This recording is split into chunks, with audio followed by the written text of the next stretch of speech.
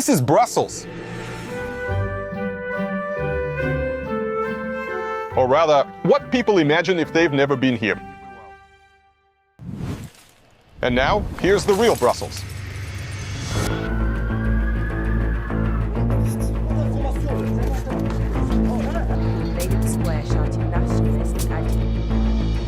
I'm honestly scared to pull out my camera. No idea how to film this. If the police start running somewhere, that's where we have to go. The whole place reeks of urine.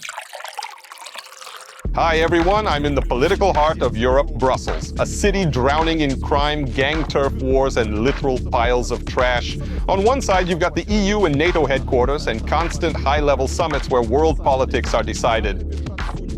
On the other side, Brussels can't deal with its own backyard. It's one of the most dangerous capitals in Europe. Local crime is basically as iconic as the mannequin piece. Street gangs settle scores right next to the EU buildings.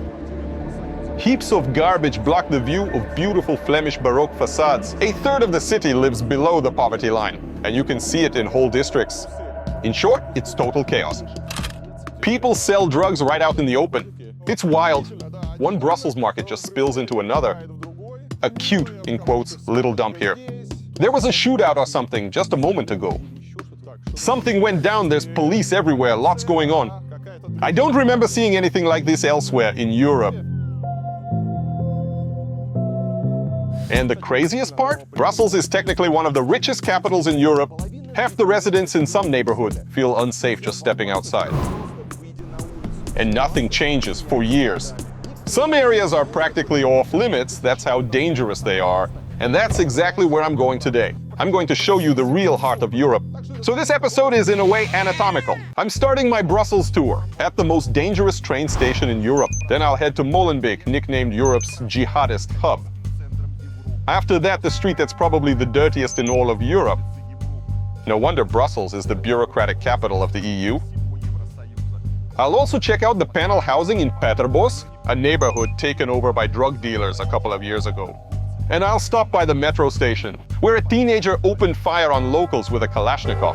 If you want to motivate me for this dangerous adventure, you have to hit that like button and check that you're subscribed to my channel. My travel videos come out here. So friends, subscribe so you don't miss the new episodes. And now, let's begin.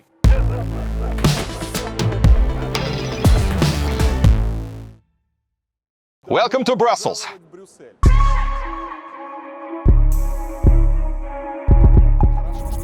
Good thing you can't smell this through the screen.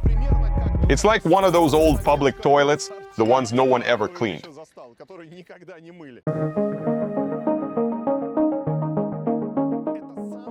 This is Brussels Midi, the most dangerous train station in Europe. It used to greet travelers with the sweet smell of Belgian chocolate. Right next to Midi, there used to be the Côte d'Or chocolate factory. In 1996, it was moved elsewhere to make room for the new Eurostar high-speed trains. Now passengers arriving from Amsterdam, London, or Paris are greeted not by chocolate, but by the smell of urine and garbage. Looks okay at first glance. Doesn't even feel particularly sketchy, except it reeks of piss. Someone even rolled up on a scooter, but the stench is strong, seriously strong. The place is gloomy, pretty dirty, not pleasant at all. People just stand around waiting for buses. Maybe one will even show up someday. This station is one of the most crime-ridden spots in Brussels, and not just when it comes to pickpocketing. You can literally lose your life here. Just last year, someone was stabbed to death right at this station.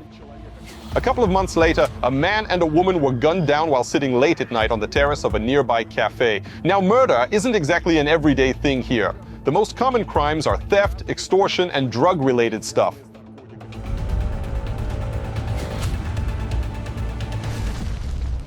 But I happened to be at Midi on a calm day. No stabbings in front of me. And that familiar toilet smell at a Brussels station? Well, that's European stability for you. At some point, I even started counting the number of actual peeing boys around here. So far, everything looks fine.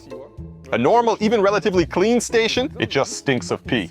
And no, that wasn't rain. For some reason, people come here to relieve themselves. Maybe that problem could be solved by offering free public toilets. Otherwise, the place is relatively tidy. There's even a sign saying you're not supposed to pee here.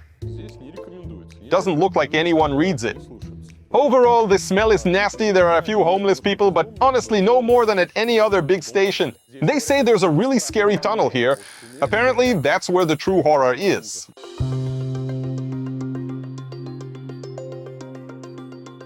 And this is why I'm spending so much time at the station. And small spoiler, Midi isn't the only Brussels station I'm going to show you. Train stations are a city's showcase. Your first impression begins right here. But your first impression of Brussels can be a bit extreme. Midi is the second busiest station on weekdays, and on weekends it jumps to number 1. Every Sunday, about 60,000 people pass through here. And they used to log around 10 crimes a day at Midi. That's based on COVID-era numbers from 2018 to 2022, meaning the station was seeing far fewer passengers than usual for much of that time. There aren't any newer or more detailed crime stats for this station, but last year's Belgian police report dedicated an entire chapter to Midi. No numbers, just the note that over 100 officers are stationed here. Let me say that again. In the National Annual Police Report, a single train station gets its own section. That's how serious the problems are. Many people say this is one of the most disgusting spots in Brussels. Now let's head into the tunnel. It's disgusting because it's full of homeless people, drug users, and most importantly, people treat it like a free public toilet. Every time you come through here, you'll see someone, like that guy in the white jacket, just standing there, peeing. It's non-stop. People constantly come here to relieve themselves. You can probably imagine the smell. And by this point in the video, you might think, I'm deliberately hunting down these kinds of places in Brussels, doing everything I can to smear the heart of Europe. And yes, my friends, that's absolutely true. Brussels is an incredibly mixed city. There's stunning Flemish Baroque, sleek business districts, luxury neighborhoods for the wealthy. All of that exists. But I want to show you a Brussels the tour guides won't. The darkest corners of this city. Tourists, locals, and the city authorities have been talking about these problems for years, but nothing gets fixed. Take crime and cleanliness at Midi Station, it's still a mess. City officials keep calling the situation a crisis, a major problem, even a catastrophe. Yet it barely improves. A big part of the issue is that the station sits right where 3 municipalities meet. So everyone keeps passing the responsibility to someone else. 2 years ago, the authorities launched the Midi Plan, a 22-point checklist designed to bring at least some order to the station. They banned drinking, boosted police numbers, forced more patrols, put up security cameras, and closed access to certain platforms. But still, these trains are absolutely filthy. Everything here looks pretty normal. A year ago, after years of promises, they even opened a small police station inside the building. In its very first week, it reported 95 crimes. Locals don't take these measures seriously anymore. They say crime in and around this station has always thrived, and still does. And the authorities are tackling the issue painfully slowly. But station crime is just a small part of the bigger picture. Brussels is a dangerous city overall. The capital accounts for 62% of all pickpocketing in Belgium. And that's nothing. In the first 8 months of 2025, Brussels police recorded 57 shootings. That's a shooting every 4 days. People write that Brussels is Europe's gunshot capital. Its metro area has the second highest murder rate in Europe per 100,000 people, topped only by Latvia. And the numbers for the rest of Belgium are almost twice as low as in Brussels. So yeah, it's dangerous. And my first impressions at Midi were spot on. Really? Of course. So what do you think of this neighborhood?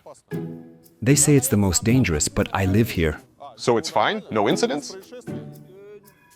Well, it's not like other areas are totally incident-free, but you can live here. What could go wrong, right? Anyway, something crazy is happening here. There was either a shooting or I don't even know. They've blocked off the street. Police say it's a crime scene, streets are closed, that's it.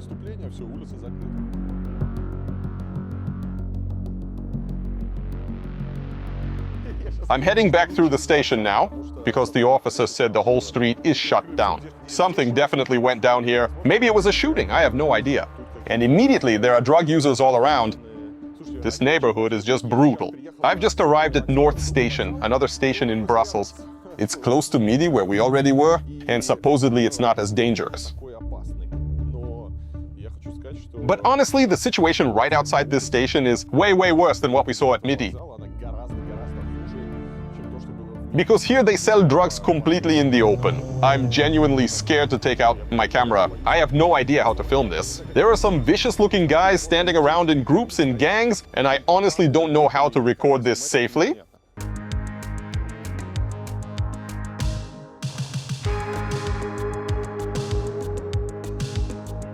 You might reasonably ask, why can't the Brussels authorities or Belgium in general get a handle on all of this?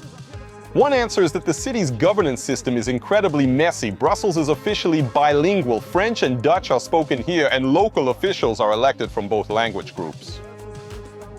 The Brussels regional government has 8 members. A French-speaking prime minister and 4 ministers, 2 from each side. And Brussels has its own parliament too. 17 Dutch-speaking and 72 French-speaking deputies. Elections were held back in June 2024, and the MPs still can't agree and form a government. The French-speaking socialists refused to work with the Dutch nationalists. The Dutch liberals refuse to support any coalition that excludes the nationalists. So in the end, there's no government at all. Meanwhile, tons of problems can't be solved without a functioning government. Infrastructure projects are frozen. Subsidies, for example, for charities are on hold, not to mention the budgets for the police and local authorities.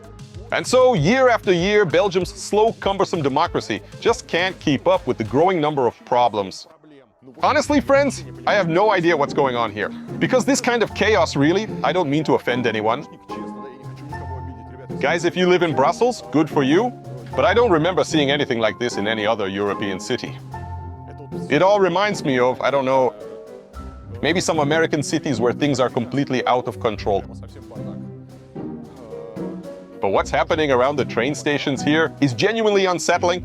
At the same time, the station itself, if we're talking about the North Station, is relatively clean. I wonder which of the 2 Brussels stations is better. The Midi station, which still gives me flashbacks of a public bathroom smell but feels safer, or the Northern Station, which is definitely cleaner but where drug dealers openly push their stuff under the whistle of bullets. Friends, which one would you rather end up at? Write in the comments, Midi or North Station? Meanwhile, I'm heading into the city.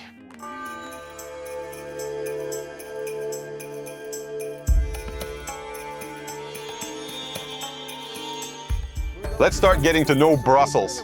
We've arrived in a European capital after all.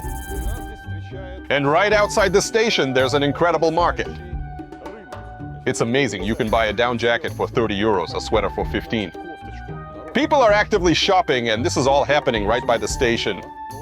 Who said Europe was expensive? 6 euros for pants, 8 for shorts. Sweaters for 15, cardigans and shirts for 12. You can also buy a scarf here, a pretty one like this. As you can see, they sell really nice clothes here.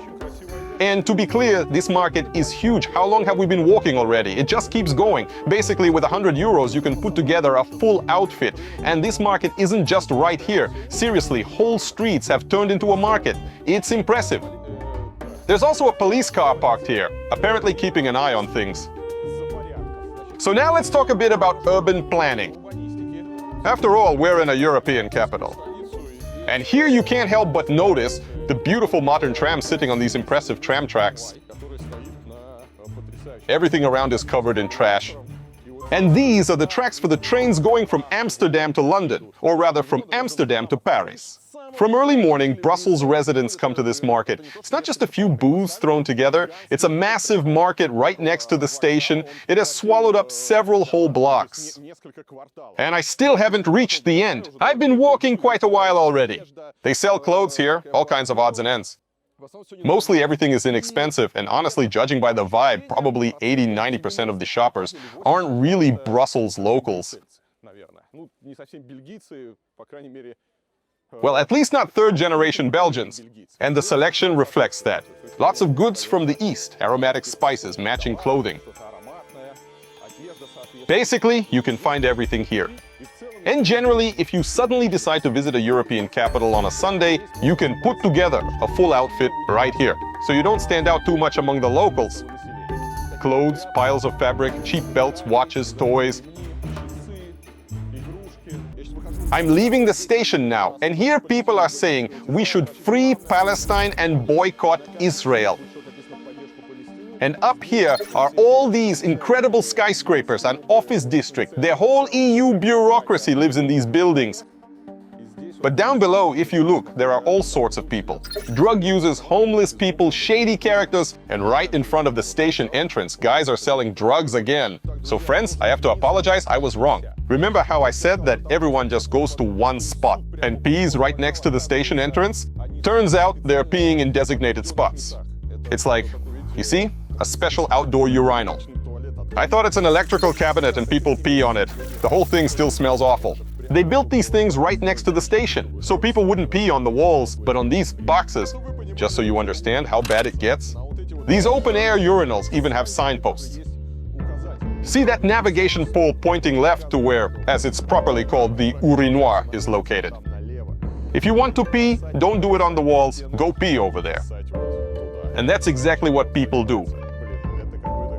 Man, this is a nightmare. It's completely insane. Honestly, life didn't prepare me for this. At first, I thought people were just relieving themselves on random walls, but no.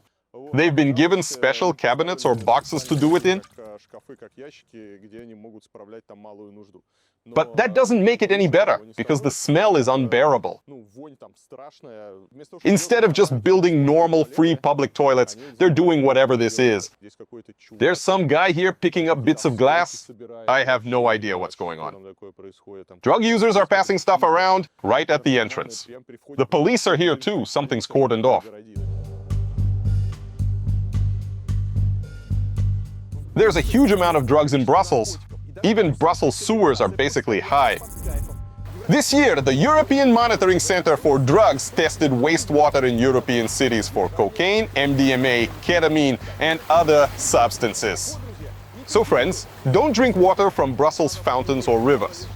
Brussels ranked 4th among European cities. Only Antwerp, Amsterdam, and the Spanish resort town of Tarragona have higher levels of cocaine in their wastewater. The only difference between Brussels and the top 3 is that Brussels has no direct access to the sea. Most of the drugs coming into Europe arrive by sea. They're brought here to Brussels through Antwerp. That's Belgium's main port, just a short drive from Brussels. Practically all of Europe's cocaine flows through Antwerp. And that's also where the base ingredients for crack come from, the stuff people smoke in the local parks. Dealers sell drugs on the streets here like they're souvenirs. The market is huge, and because of it, there are real turf wars going on, and now a test for the most attentive viewers. Earlier, I mentioned how many shootings there have been in Brussels this year. In case you forgot, let me repeat. In the first 8 months of 2025, there were as many as 57, and all of them were the result of clashes between drug trafficking groups. The authorities themselves are on the verge of joining this war. For example, in early September, Belgium's Home Secretary Bernard Quinten proposed deploying troops to certain areas of Brussels to fight drug dealers. Just think about that. The Home Secretary, talking about his own country, suggested sending the army into the streets of the capital, as if he were talking about some faraway state where cocaine is produced. But for now at least, the Mannequin Peas statue hasn't been surrounded by tanks. The city's mayor, Philippe Clos, rejected the proposal, saying the army wouldn't help. Which raises a question, what would help poor Brussels? By the way, friends, it's not a coincidence that I'm talking about drugs while standing by this canal. It's tied to one of the most dangerous districts in Brussels and in all of Belgium. And funnily enough, that district is famous for something other than drugs. I'm in Molenbeek. This is the jihadist capital of Europe, or at least that's what it was nicknamed after the Paris and Brussels terrorist attacks 10 years ago. In November 2015, 9 terrorists from the so-called Islamic State carried out a coordinated attack on Paris. They detonated a bomb at a football stadium during a match of the French national team, and they shot people at a concert in the Bataclan Theater and at nearby cafes. In 2016, the Islamic State launched another attack, this time here in Brussels. What's more, the Paris and Brussels Brussels attacks were connected, in part because the terrorists were locals from Molenbeek. According to some sources, they even discussed their plans in a local cafe called Time Out. 7 out of the 20 terrorists lived here in Molenbeek and prepared for their attacks here. After the attacks, the district was flooded with police and journalists.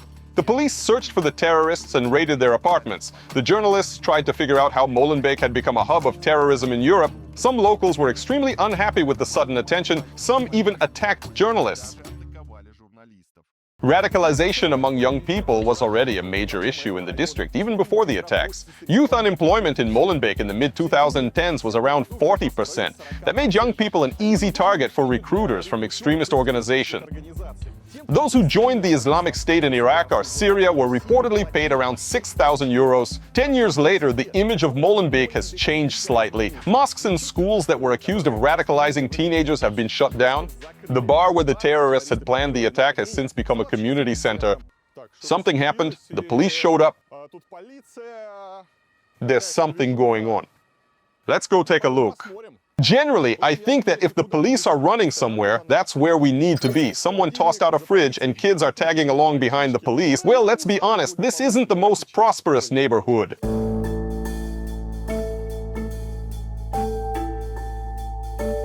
Molenbeek is a troubled district with a complicated history. It's a perfect example of why urbanism and city planning are necessary. Spoiler, none of that ever happened here. And Molenbeek isn't even some distant suburb of Brussels. Just so you understand, the city center is only 2 metro stops away. Across the canal is the trendy Dansaert district. It was thanks to this canal that Molenbeek once thrived. The canal connects Brussels with the port of Antwerp, the same port through which today's cocaine arrives. But back in the 19th century, coal from the southern regions of Belgium was transported along this canal. Coal shipping pushed the district toward industrialization. Foundries, metalworks, and workshops sprang up along the water. Workers settled here, and Molenbeek was even compared to Manchester. It's like calling a place today a mini Silicon Valley. That's how fast the area was growing a century ago at the cutting edge of the industrial era. But industrialization faded after the First World War. Many factories closed or moved away, and the district began to decline. Workers who lived here moved to the new green neighborhoods of Brussels on the other side of the city. This left Molenbeek with lots of cheap and vacant housing. That's why in the second half of the 20th century, immigrants began settling here, mostly from Morocco and Turkey. Unfortunately, the district hasn't changed much since then. Nearly a third of its residents live below the poverty line, and around a third of Molenbeek's population is Muslim.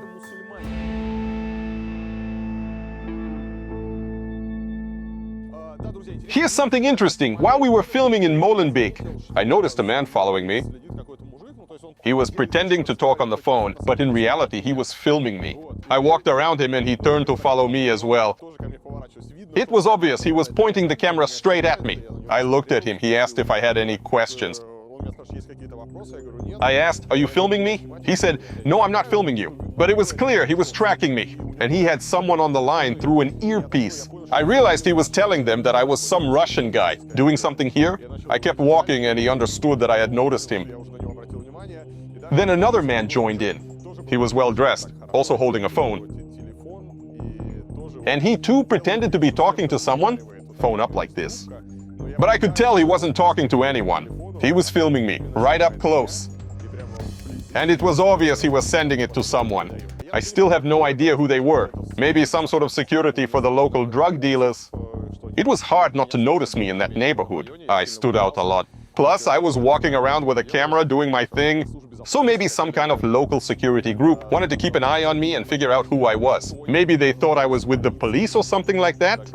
Molenbeek and the areas around it have long had the reputation of being the city's criminal hotspot. But in recent years, that reputation doesn't quite match the numbers. In 2024, crime there dropped sharply. In that respect, Molenbeek now isn't much different from other Brussels districts. In 2020, it had 12,000 crimes per 100,000 residents. Last year, that number was down to just 6,000. And at the same time, the relatively quiet district of Uccle recorded 5,000 crimes in 2024, with a population of only 90,000. So maybe what Molenbeek really needs is better PR. Here's everything you need for life in Brussels. You got groceries, you got clothing shops. And honestly, it's beautiful. You can buy yourself an outfit like this.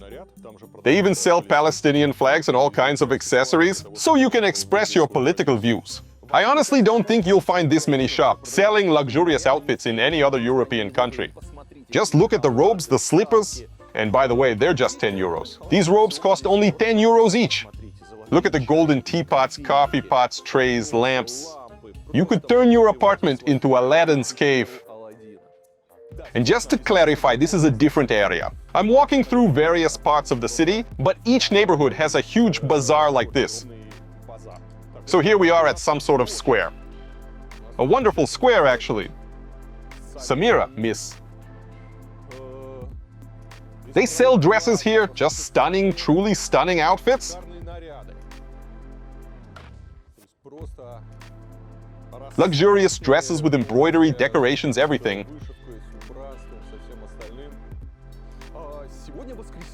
It's Sunday, and I don't know why, but for some reason, there are lines at the ATMs.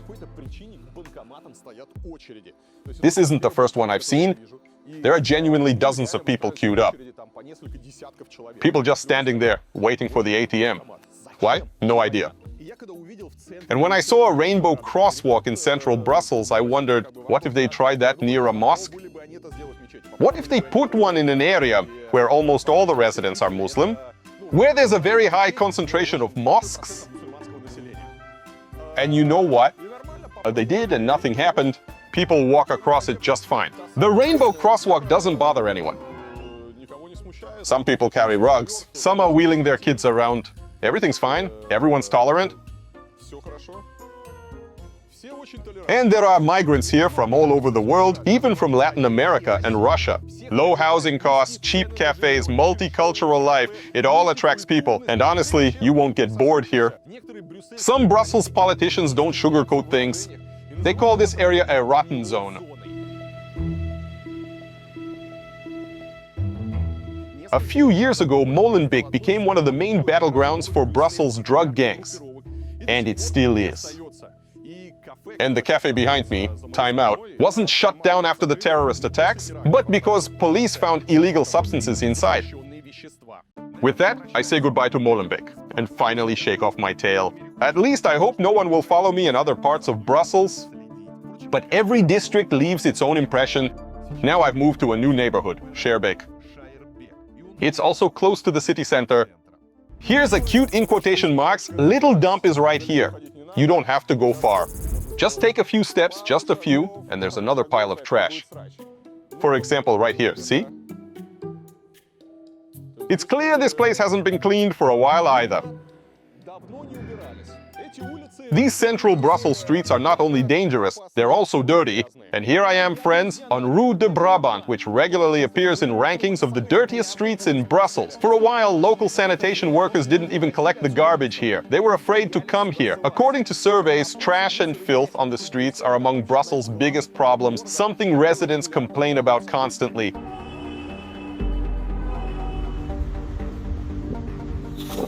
The waste collection system works similarly to New York's. Residents put out bags of sorted trash on the street once or twice a week. The regional cleaning agency, ARP, is responsible for collecting these bags and cleaning the streets in general. But the agency is under constant criticism, and in the past 15 years its budget has increased by a factor of 2.5, yet the trash hasn't decreased. Residents complain that workers forget to pick up bags and simply ignore the dirtiest areas. Some municipalities even considered fining the agency for doing such a poor job. Then ARP publicly announced that it simply couldn't guarantee the safety of its employees after several attacks on them. So the agency stopped cleaning this district entirely for nearly a month. Later, the municipality hired a private company to do weekly cleanings because ARP still refused to work here. Eventually, after 3 months, ARP and the municipality reached an agreement and the agency returned.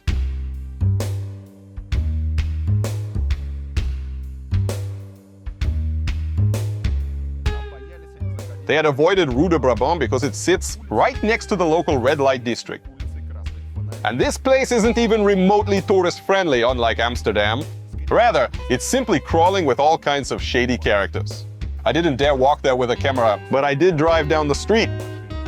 Here are a few shady guys in tracksuits sitting in a cafe early in the morning, animatedly discussing something, probably their morning run in the park. And here's a group of young people studying the street's main attraction, the women behind the windows. And here's another group of sporty youths with their coach greeting the morning with a glass of beer. Most of these guys wander around in packs. Maybe even they feel unsafe here.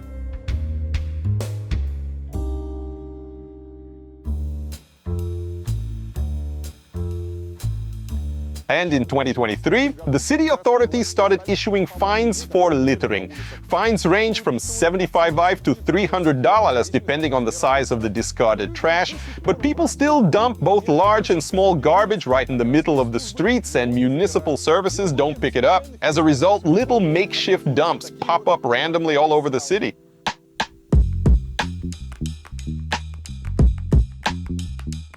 Since 2013, Brussels has been using an app called Fix My Street, created by the city administration. You can take a photo of a street dump or really any kind of urban mess, attach the location, and cleaning services will see it, and in theory, do something. People on forums say Fix My Street does work, but it takes the city a very long time to process reports.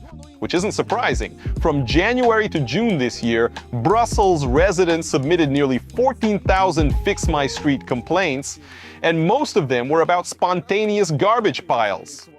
Naturally, many of Brussels' problems are blamed on migrants, and indeed, there are a lot of migrants in Brussels. Almost 40% of its residents don't have Belgian citizenship, though most of them are EU nationals. The largest diaspora communities here are French, Romanian, and Italian. Only after them come people from non-European countries, for example, migrants from Morocco, and people from North Africa and the Middle East often end up right here after arriving in Belgium.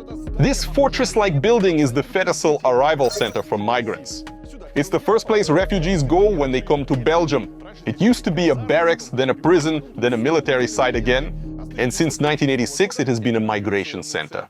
In 2024, almost 40,000 people applied for asylum in Belgium, the highest figure since 2017, and Fedicel, like the entire Belgian refugee system, is struggling to cope with the influx. On average, asylum applications take around 496 days to process, and 15% of refugees wait over 2 years for a decision. This year, most asylum seekers in Belgium came from Afghanistan, Eritrea, and Palestine.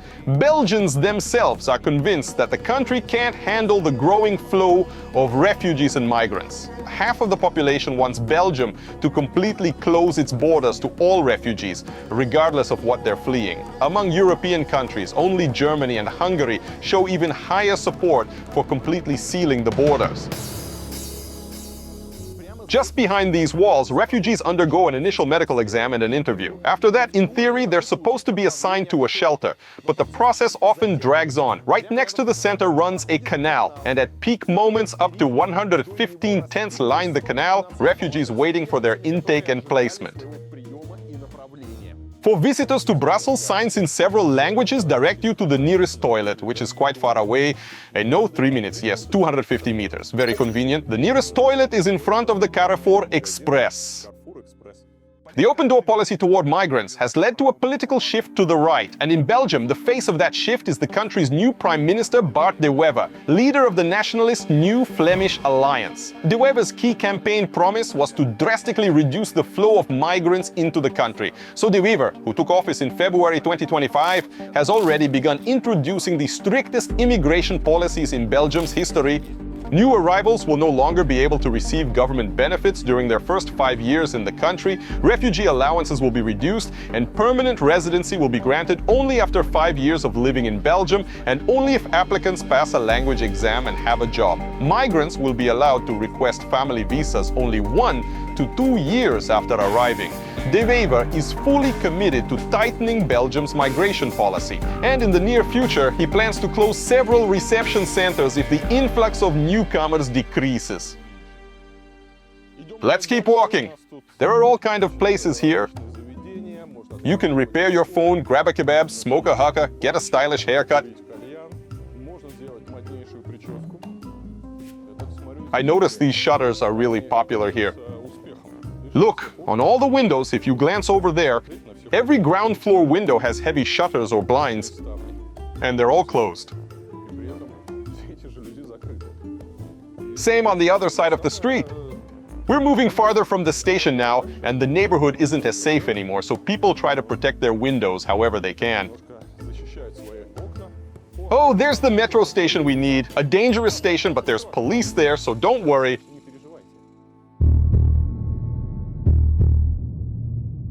Behind me is Clemenceau Station. In February, a photo from right here spread all over Belgian media. It shows a teenager in sweatpants walking out of the station early in the morning with a Kalashnikov slung in his hands. He opened fire as he exited. There are still bullet holes in the poles around the station. No one was injured. Were the residents of the Kurigam district, where Clemenceau is located, surprised? No, not at all. Locals say unpleasant things happen here constantly. People openly doing drugs on the street, prostitution and so on. Basically all kinds of criminal activity. The problem is that the station sits right on the border of two municipalities, and neither side wants to take responsibility. After high-profile incidents, police reinforcements flood the area and things calm down for a while. But in that same February, there were 3 shootings here in just 2 weeks. 1 person was killed. So you can't just calmly walk out of the metro. You might end up in the middle of a shootout or simply get caught in the wrong place at the wrong time. And these aren't terrorists, just local gangs. Residents here clearly have questions about the police. The shooters slip away from the police with ease, and officers can't catch them quickly. They disappear into basements and tunnels under the city, forcing police to go through the underground infrastructure. And around the station, yet another Eastern-style bazaar stretches out. They sell everything here: exotic fruits and vegetables, gold-embroidered suits and robes, even illegal goods. One Brussels market just flows into the next. Perfume, bags. Yes, it's a full-on Middle Eastern bazaar. Prices drop the farther you go. Clothes for 2 euros. The market near the station was the nice one. Here are shoes for 5 or 6 euros. Here, everything starts at a single euro, and the deeper I walk, the cheaper the goods get. This part is the covered market. But again, what they sell here is mostly very cheap stuff. Some bizarre items too. Fish and something else. Manicos, the Lucky Cat figurines. And this is where the scenery gets truly surreal. A little shop called Best Africa Cash and Carry. And you start noticing certain peculiarities here. For example, they offer cigarettes. Real cigarettes. Because right at the market exit, people are selling packs illegally in the open. I don't know where they're getting them from, but based on my experience, they probably come from Eastern Europe. All the off-brand cigarettes are sold completely openly. Those guys, I don't know if you can see them behind me, but they're selling cigarettes. And farther down the streets, you see clusters of shady men in hoodies, each up to something. I'm not sure it's safe to film openly here. I'm drawing attention, but I'll try to walk a bit and show what the area looks like. Some locals looked threatening, so I decided not to wave the camera or anything valuable around. Here's a guy trying to sell me cheap illegal cigarettes. At the station entrance, unfriendly teenagers stand around, all in black, hoods up, you can't even see their faces. And then a straight time machine, a 90s-style street stall mess. And here are some guys in sweatpants and bomber jackets who look like they're desperate to buy something, probably the newest sneaker model. And of course, the soundtrack is the police sirens. Nearby, a bunch of sporty guys stare me down.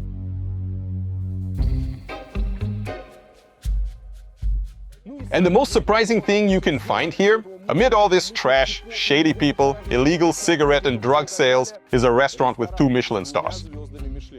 10 meters away, they're selling contraband cigarettes, and who knows what else. Shady types hanging around, piles of trash. Well, classic Brussels. And suddenly a 2 Michelin star restaurant. A miracle, really. I wonder who actually comes here. So this is what the area near the station looks like, and honestly, I've seen places like this in many cities. but I don't remember seeing anything like this elsewhere in Europe. In ordinary European cities, sure, not in the capitals because Brussels is essentially the capital of Europe. Here, you step out of the metro and you're immediately surrounded by an unbelievable concentration of shady characters. They try to sell you cigarettes right away, and it's not some rare incident. Everywhere you go, someone is pushing contraband cigarettes at you or something else, drugs or whatever. The whole scene feels, I don't know, more like something you'd see in parts of Africa. This kind of sketchy, chaotic energy, giant markets sprawling everywhere. I thought it was just one market near the station, a couple of streets, that's it.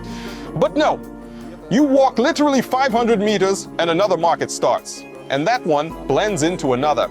And these aren't the kinds of markets where you can buy fresh oysters, enjoy an assortment of cheeses, or browse the work of local artisans. No, they're proper Eastern bazaars where you can pick up Chinese knockoff goods for a few euros, all these heavy Eastern fragrances, cheap clothes, and so on. Naturally, everything is grimy, it reeks of urine, and a very shady, borderline criminal crowd wanders around. Overall, the whole place feels bizarre. And honestly, even a little frightening to film. Pulling out a camera doesn't feel safe. The entire time I kept seeing security guards, not police, just private security standing around the metro entrance. There were a couple of police cars parked farther away, but they were empty, and you just don't understand. If something happens, where do you run? Who do you complain to? How do you deal with it?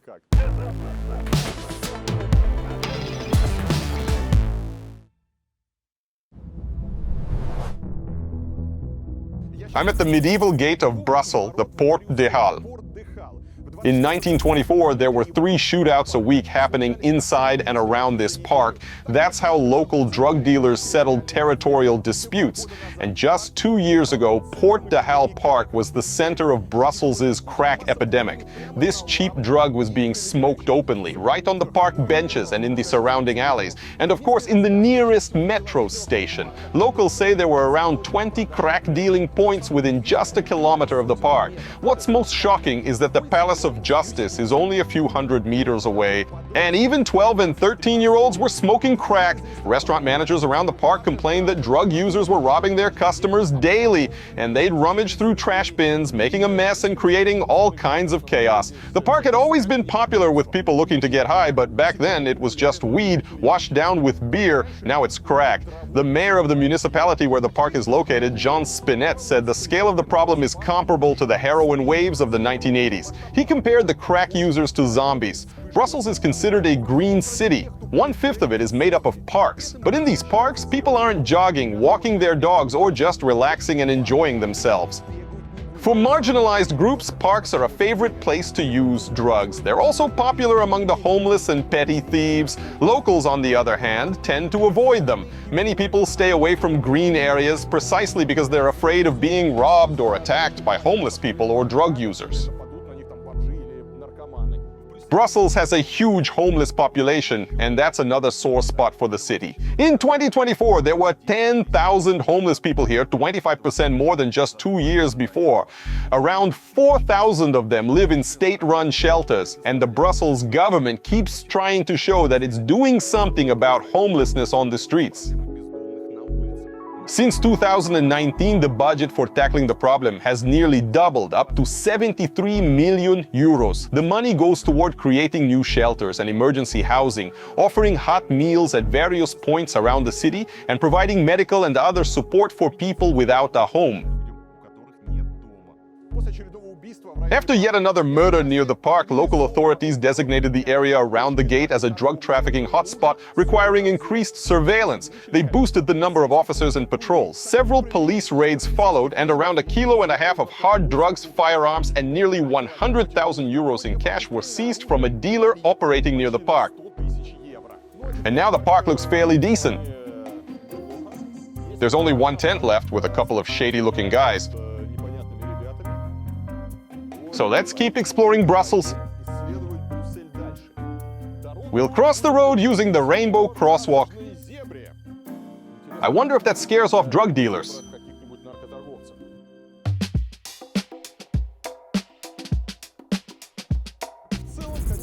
Overall, the area really looks like one of typical Soviet residential suburbs. Big concrete blocks, kids kicking a football around. People heading home after a match? These are the buildings. Open trash bins. The whole place doesn't look very European, especially when you remember that we're in a European capital. Here's a mural.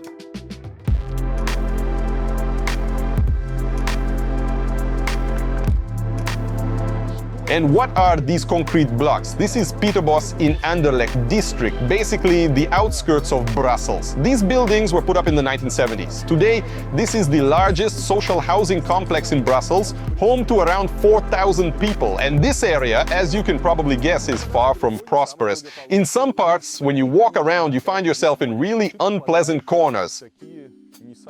Someone apparently lives here. Pieterbos is another drug hotspot, as referred to by Brussels police.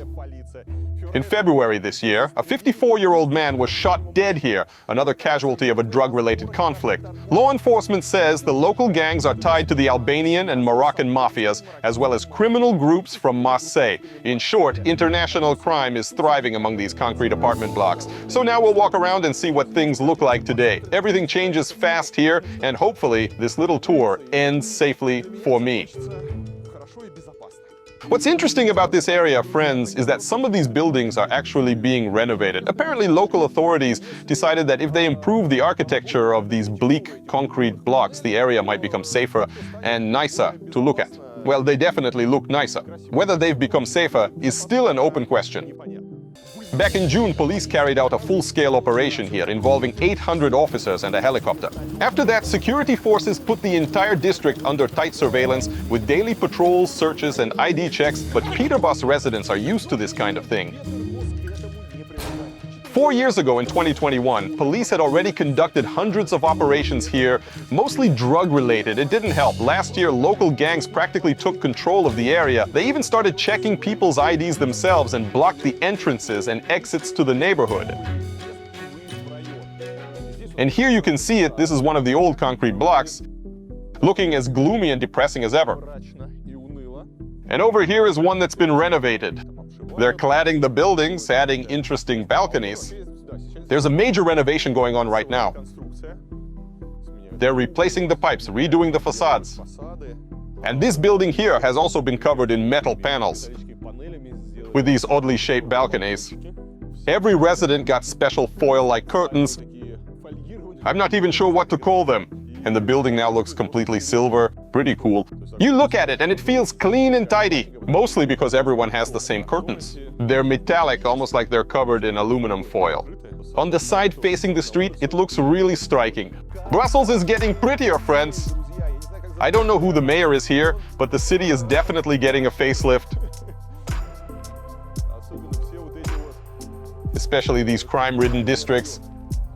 It'll be interesting later to look at the statistics and see whether this urbanist makeover actually helps. Will building restoration help? Meanwhile, evening was settling over Brussels. As soon as the streetlights came on, my survival instinct kicked in. It was time to wrap up filming. But either I had wandered into a decent neighborhood, or it was just the magic of the night. I've actually started to like Brussels. To be fair, friends, the city isn't all dirty. There are some beautiful, relatively clean areas. Now we'll take a little run through them, so you leave with a good impression of this wonderful city. A local resident apparently thought we were worried about all the trash bags and mess around here. He told us that it'll all be picked up tomorrow. This system of leaving garbage in bags right on the sidewalks is kind of odd. I get it in New York. That's just how things evolved historically. They never had designated trash bins. They never set them up. But Brussels is, after all, a typical European city. You'd think they could have provided proper bins. Walking around with these massive garbage bags everywhere, sometimes torn, sometimes spilling, it's really unpleasant. Strange choice, honestly, I don't get it. In the city center, things are cleaner. There's proper urban planning here and everything looks nice. But on the flip side, there are far more homeless people. Interestingly, even around train stations, there weren't many. But they're there in the city center. And they're not hiding in basements or dark alleys. They're practically sleeping in the open, even in well-lit passages.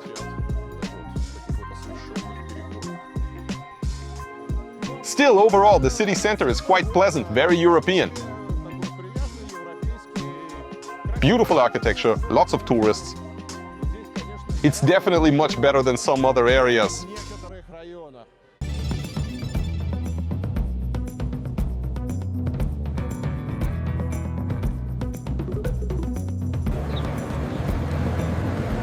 Well, friends, that's all from me. Thanks for watching. Don't forget to like and subscribe. Make sure you're subscribed to this channel. I post a new video every week from some amazing place. With that, I'll say goodbye. Take care and see you next week.